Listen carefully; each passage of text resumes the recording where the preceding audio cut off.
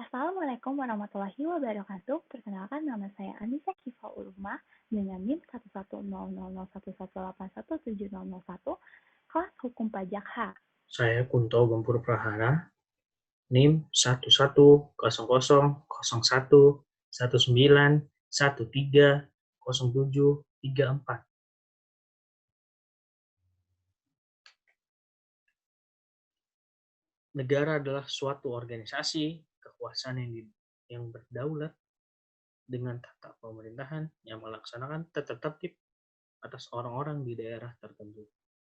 Tentu saja, dalam menjalankan suatu pemerintahan, suatu negara pasti akan membutuhkan anggaran, khususnya di Indonesia.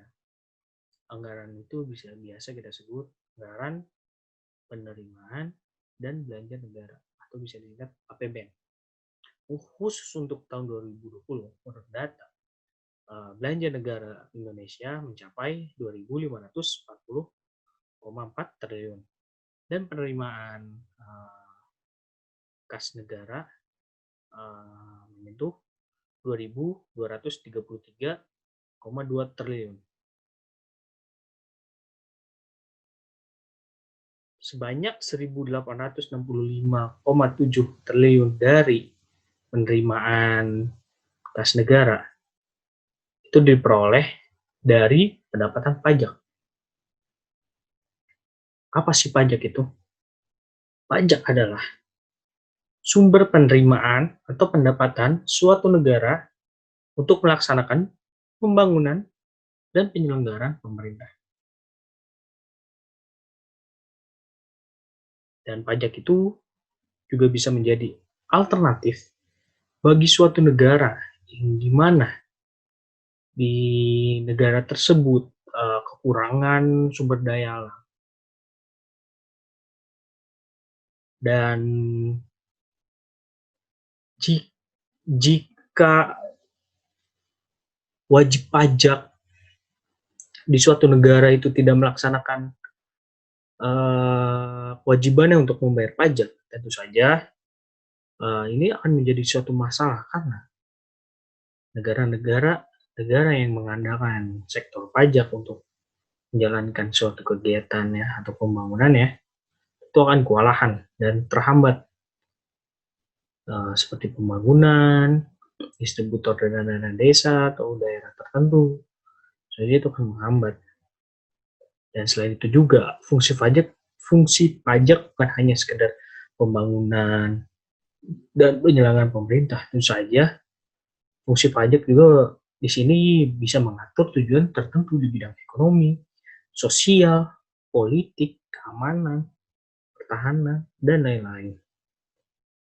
Serta sumber pajak ini bisa menjadi sumber pembiayaan kegiatan serta menstabilkan ekonomi negara. Setiap negara memiliki tujuannya masing-masing, termasuk negara Indonesia. Tujuan negara Indonesia dijelaskan pada Alinea 4 Undang-Undang Dasar Negara Republik Indonesia. Salah satu tujuan negara Indonesia adalah untuk memajukan kesejahteraan umum. Tujuan ini dipertegas dalam pasal 33 Undang-Undang Dasar Negara Republik Indonesia tahun 1945 mengenai perekonomian negara.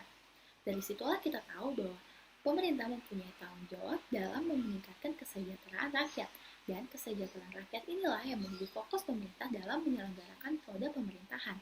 Pembangunan menjadi jalan utama untuk mencapai kesejahteraan, dan ketersediaan dana tentunya menjadi faktor penting dalam pelaksanaan pembangunan.